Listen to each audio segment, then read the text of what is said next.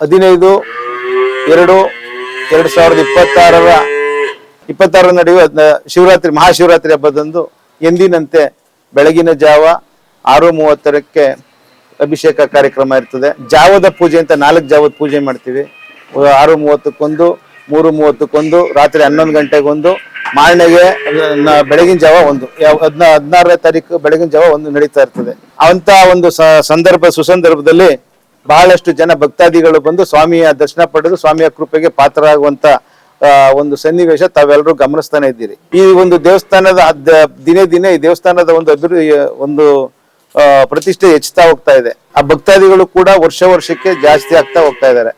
ಮಾರನೇ ದಿವಸ ಸಾಯಂಕಾಲ ಪೂರ್ತಿ ಜಾಗರಣೆ ಇರೋದ್ರಿಂದ ದೇವಸ್ಥಾನದಲ್ಲಿ ನಮ್ಮ ಕಲ್ಪಶ್ರೀ ಆರ್ಟ್ ಲಿವಿಂಗ್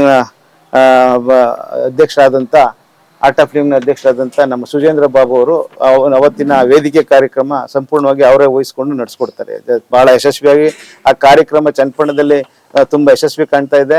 ತುಂಬಾ ಸಂತೋಷ ಆಗ್ತದೆ. ಅವ್ರಿಗೂ ಕೂಡ ನಾನು ನನ್ನ ಧನ್ಯವಾದಗಳನ್ನು ತಿಳಿಸ್ತಾ ಈ ಒಂದು ಕಾರ್ಯಕ್ರಮವನ್ನ ನಡೆಸಿ ಮಾರನೇ ದಿನ ನಾವೇನ್ ಮಾಡ್ತೀವಿ, ಬೆಳಗ್ಗೆನೆ 7:30ರಿಂದನೇ ಅನ್ನದಾನ ಕಾರ್ಯಕ್ರಮವನ್ನ ಶುರು ಮಾಡ್ತೀವಿ.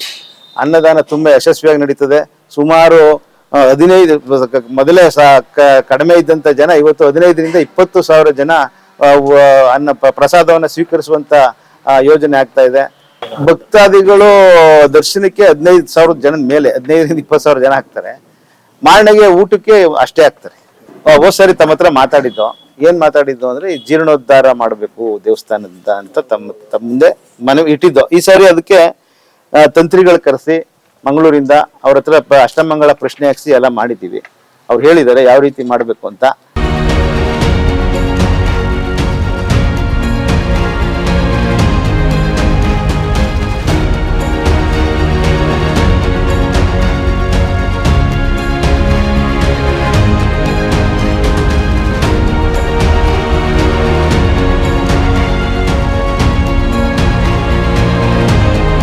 ಕರುನಾಡು ಟೈಮ್ಸ್ ಚಾನೆಲ್ನಲ್ಲಿ ಸುದ್ದಿ ಮತ್ತು ಜಾಹೀರಾತು ನೀಡಲು ಈ ನಂಬರ್ಗೆ ಕರೆ ಮಾಡಿ.